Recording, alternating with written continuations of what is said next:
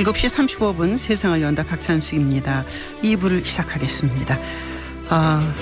경기도 내 대형 병원 32곳 메르스에 공동 대응하겠다. 경기도 메르스 치료 민관 네트워크가 9일 출범됐습니다. 경기도가 이제 출범하면서 여야가 손잡고 도정을 이끌어가는 특별한 광역자치단체인데 바로 여기에 이기우 경기도 통합사회부지사가 있습니다. 부지사님 안녕하십니까? 네, 안녕하세요. 네. 이기우입니다. 얼마나 바쁘세요? 힘들죠? 예, 네. 바쁘게 지내고 있습니다. 네. 일단 이번에 경기 지역에서 메르스 발생 환자 상당히 남았는데 현재 상황은 현황은 어떻습니까? 지금 전국적으로 확진 환자가 122명인데요. 네. 지금 경기도에 55명이 있고요. 네. 사망자 수가 전국적으로 10명인데 경기도에 3명이 있습니다. 주요한 건 또 추적 조사하는 이제 모니터링 대상자가 이제 경기도가 많은데 네. 한 2,200, 300여 명이 되고 있고요. 아하. 요거는 이제 매일매일 좀 상황이 바뀌고 있습니다. 네. 그런데 경기도 메르스 치료 민관 네트워크가 출범했는데 이것이 네네. 초반하고 어떻게 달라지는 걸 의미하는 겁니까? 이 메르스에는 우선적으로 방역과 이제 의료적인 이제 치료 진료가 상당히 중요한데요. 네.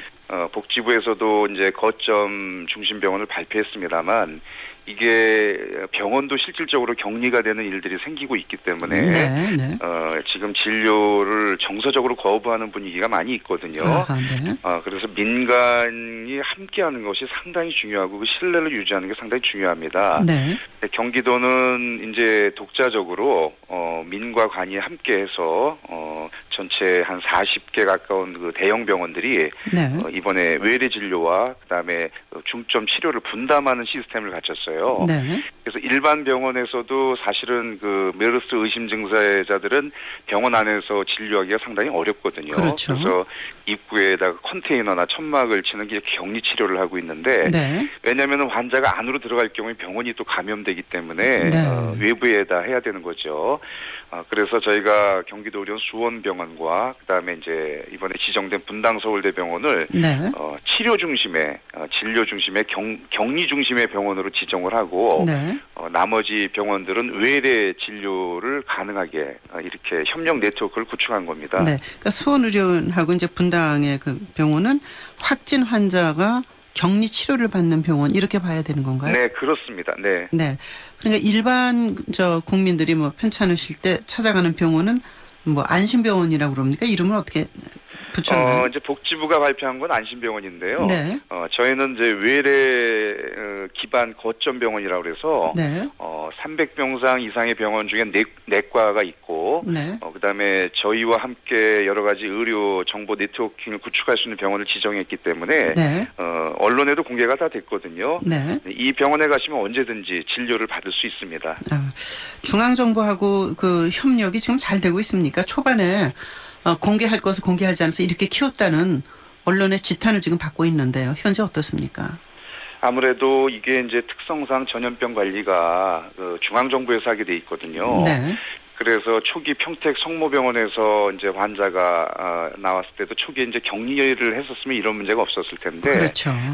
그게 이제 안 되면서 관리에 허점이 생겼습니다. 네. 근데 사실 그때는 이제 중앙정부인 질병관리본부가 모든 걸 지휘하게 돼 있습니다. 네네. 저희는 이제 중앙정부의 지시에 따라서 지자체는 움직이게 돼 있는데, 사전에 충분하게 이제 정보가 공개되고 또 공유되는 게 중요하죠. 네. 그리고 더더군다나 전문 기관과 그다음에 전문가들과 이제 공유가 돼서 이제 대처를 해야 되는데 네. 그 부분에 저희가 초기에 중앙정부와 이제 지자체가 조금 혼선을 좀 겪었고요. 네. 지금은 여러 측면에서 많이 협력이 되고 있습니다. 네.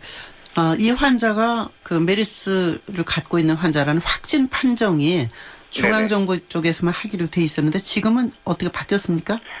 지금은 지자체에서도 확진 판정을 할 수 있게끔 권한이 내려왔죠. 그렇군요. 그러다 보니까 시간이 많이 단축되게 됐거든요. 네, 네. 초기에는 이제 그것 때문에 시간이 지체돼서 그렇습니다. 확진 예상이 될 수 있는 환자들이 판정이 늦어지면서 오히려 감염이 주변에 되는 일들이 생겼던 거죠. 네, 네.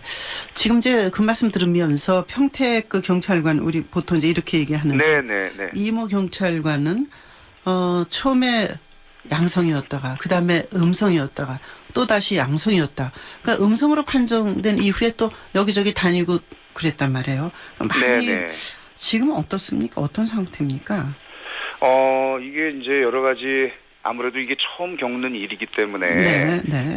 검사 기관별로 동일한 시약으로 검사를 하더라도 아마 결과가 조금 뒤바뀌는 일들이 생겼던 것 같은데 그게 이제 네. 몇 군데가 지금 그런 일들이 생기고 있습니다. 네, 네. 근데 이분 같은 경우에도 양성, 음성, 양성 판정이 계속 뒤바뀌었거든요. 네, 네. 최종적으로 이제 양성 판정이 됐죠. 네. 근데 지금 몇 개 병원을 거쳐갔기 때문에 요게 이제 또 다른 감염 통로가 이제 생기는 문제가 우려가 돼서 네. 현재 역학조사 중인데 아무래도 현재까지는 병원을 통한 감염이 대다수였거든요. 네, 네. 근데 이제 지역 사회에서 뭐 공기를 통한 감염이 이제 많이 생길 것이다 이제 우려를 하시는데 아직까지는 그런 일은 없거든요. 네, 네. 그래서 이분 같은 경우에도 그 병원에 의해서 감염되지 않았을까 접촉하면서 네. 이렇게 추측하면서 이제 역학조사를 하고 있습니다. 예.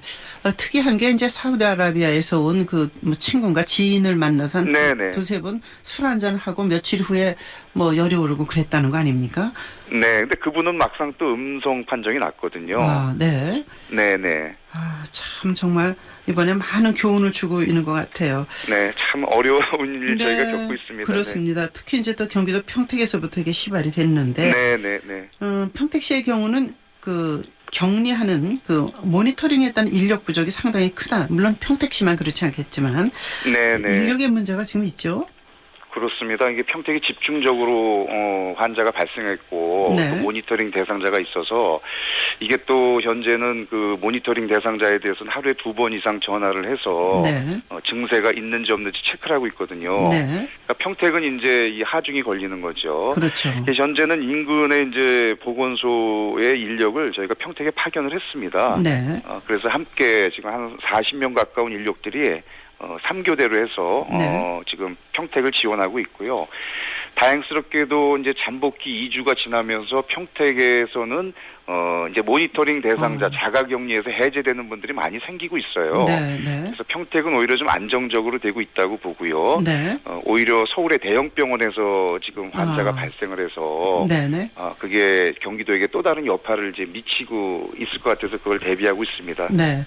그 삼성서울병원에서 그 확진 환자의 2주가 바로 오늘이기 때문에 네네. 오늘만 지나면 그 방향을 수그러들지 않을지를 알 수 있을 거다 그러는데 사실은 좀 전에 그 경찰관이나 또 삼성서울병원에서 바로 응급실 아닌 다른 쪽에 있는 확진 환자가 나오면서 공기 전염이 아니냐라는 이제 굉장히 걱정스러운 게 있지 않습니까? 네. 근데 인력의 문제를 여쭙지 않을 수가 없는데 네네. 인력이 계속 전화하는 분들도 얼마나 어렵겠어요. 보건소에 계시는 분들 요즘 너무너무 고생하잖아요.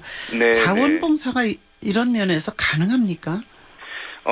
이제 이게 전문적인 영역에서는 자원봉사가 좀 어렵고요. 그렇겠죠. 근데 자가격리자들 같은 경우에는 이제 본인이 의심된다라고 하는 것 때문에 격리가 되어 있습니다만, 네. 개인적으로는 얼마나 피해가 크시겠어요. 그렇죠. 외출도 못하고, 네.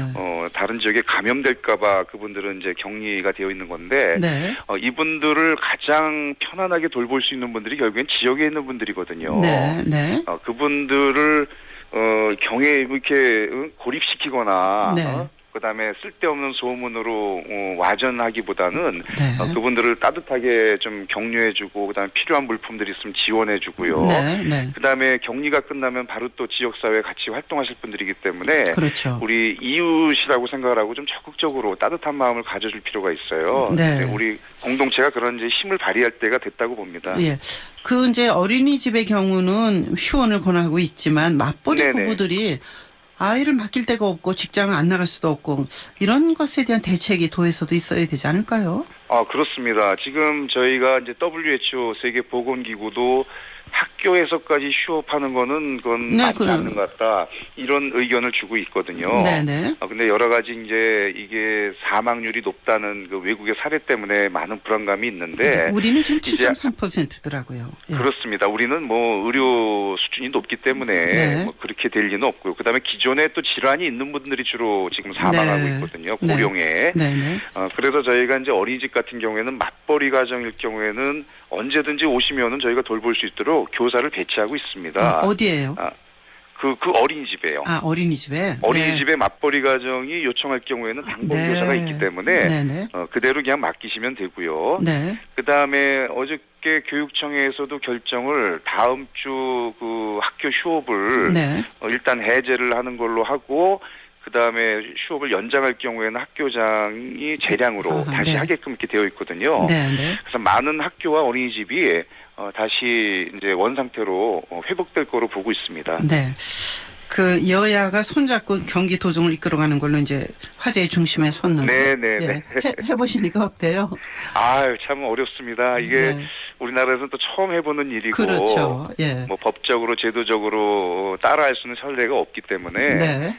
참 어렵게 하고 있는데 그래도 그 연정에 대한 이제 네. 도민들의 기대와 관심이 많고. 네네. 또 새로운 정치에 대한 또 예. 환영의 목소리들이 많아서. 네. 저희가 한번 좋은 모델을 만들어 보겠습니다. 네, 뭐 잘하고 계신 것 같습니다. 경기도에서 예, 예. 하나의 그 전례를 만드시면 더 좋죠. 어쨌든 네. 이번 특히 메르스 사태를 극복하는데 통합의 힘을 발휘해 주시기 바랍니다. 고맙습니다. 네네. 네, 고맙습니다. 이기우 경기도 사회통합부지사였습니다. 7시 46분입니다.